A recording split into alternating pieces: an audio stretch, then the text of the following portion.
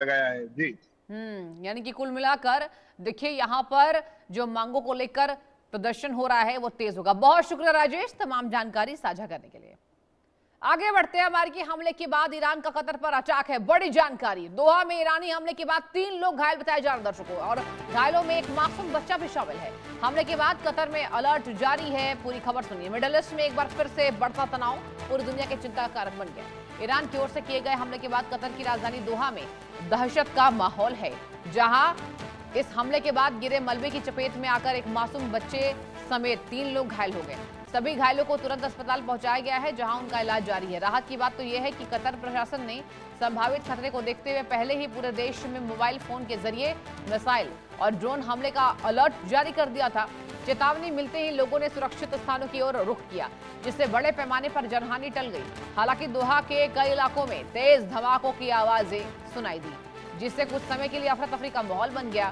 फिलहाल कतर सरकार ने खतरे का स्तर सामान्य घोषित कर दिया है। आपको बताते चलें, सुरक्षा एजेंसियों का कहना है कि स्थिति पूरी तरह नियंत्रण में है, और इसके बावजूद पूरे खाड़ी क्षेत्र में सुरक्षा व्यवस्था और चौकसी बढ़ा दी गई है। इस घटना ने एक बार फिर ये सवाल खड़ा कर दिया कि क्या मिडल ईस्ट में तनाव अब एक और बड़े संघर्ष की ओर बढ़ रहा है। क्षेत्र में जारी सैन्य गतिविधियां न सिर्फ सुरक्षा के लिहाज से चिंता बढ़ा रही है, बल्कि वैश्विक ऊर्जा आपूर्ति, तेल की कीमतें और अंतर्राष्ट्रीय व्यापार पर भी इसका असर पड़ सकता है। दुनिया की निगाहें अब इस बात पर टिकी हैं कि आने वाले दिनों में हालात शांत होंगे या फिर यह तनाव और गहराएगा। फिलहाल कतर में हालात सामान्य बताए जा रहे हैं, लेकिन सुरक्षा एजेंसियां पूरी तरह सतर्क है और हर गतिविधि पर कड़ी नजर रखे हुए हैं।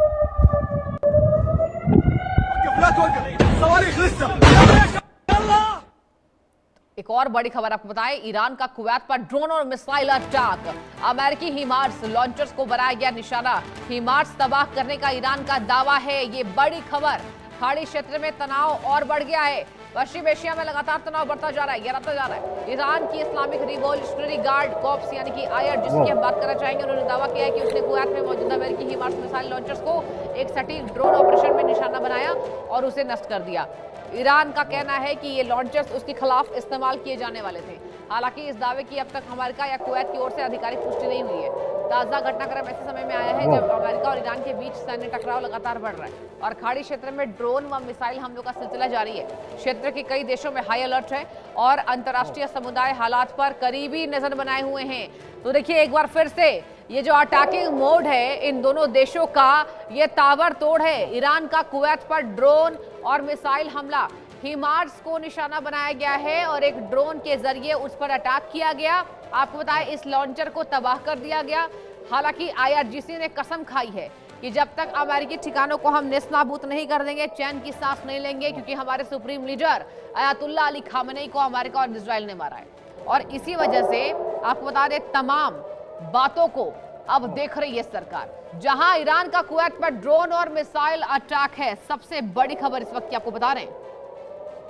और जिस तरीके से यहां पर यह वारदात सामने आई है, ईरान का कुवैत पर ड्रोन और मिसाइल हमला, एक बार आपको सिलसिलेवार तरीके से मैं बताना चाहूंगा कि हुआ क्या है, आखिर क्यों ये दोनों देश अटैकिंग मोड पर हैं। अटैकिंग मोड पर होने की वजह है स्ट्रेट ऑफ हॉर्मुज का नाकाबंदी। इसके साथ ही जब से अयातुल्ला अली खामेनी को सुपुर्दे खाक किया गया, जाहिर सी बात है ईरान का इमोशन जाग उठा।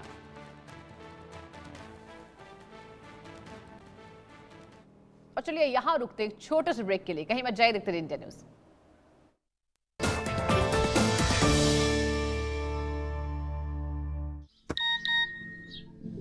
रिंकू, हाँ जी, ये देख, आगे तो चले। सत श्री अकाल बीजी। सत श्री अकाल पुत्र। अब साफ दिखाई दे रहा है बीजी। बहुत साफ दिखाई दे रहा है।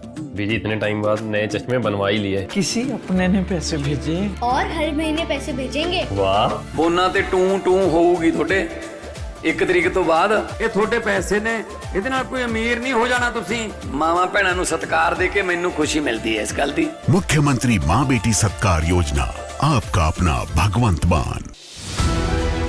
खबरों की तलाश में खाक छानते हैं हम,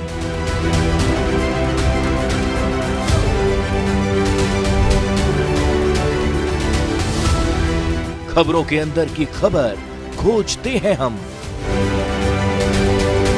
खबर को सजाते संवारते हैं हम,